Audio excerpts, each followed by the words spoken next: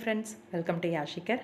நம்மளோட ஹீரோ வினோத் பாபு அவரோட பர்த்டே ரீசெண்டாக அவரோட பர்த்டேக்கு எல்லாருமே விஷ் பண்ணிகிட்டு இருக்காங்க. Happy birthday Vinod Babu, that's very personal celebration அப்படின்னு சொல்லி நம்மளோட சிந்து மேம் அவங்க வந்து ஷேர் பண்ணியிருந்தாங்க.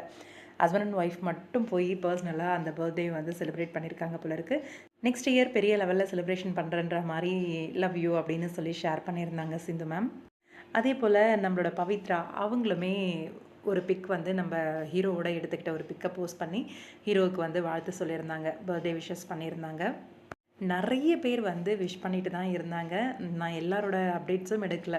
முக்கியமாக சொல்ல வந்ததை சொல்லிடுறேன். ஃபியூ அப்டேட்ஸ் மட்டும்தான் எடுத்தேன். நம்ம கபீர் சார் மெயினாக அந்த அப்டேட்காக தான் இந்த வீடியோவே. என்னென்னா நம்ம கபீர் சார் வந்து வாழ்த்து சொல்லியிருந்தார் நம்மளோட வினோத் பாபுவுக்கு.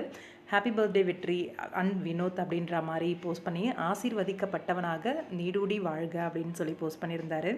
ஒரு நல்ல காட்சி எடுக்கும் போதெல்லாம் உன்னை ரொம்ப மிஸ் பண்ணுறேன் அப்படின்னு சொல்லி ஷேர் பண்ணியிருந்தார்.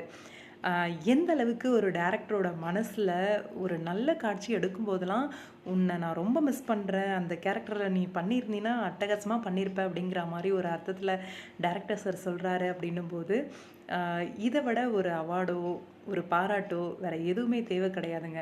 ஒரு டேரக்டர் வாயிலிருந்து இப்படி ஒரு வாழ்த்து வரணும் அப்படிங்கிறதுலாம் பெரிய விஷயம். அந்த வகையில் நம்ம வினோத் பாபு உண்மையிலேயே அட்டகாசமான ஒரு நடிகர் அப்படின்றது நிரூபிச்சிருக்காரு.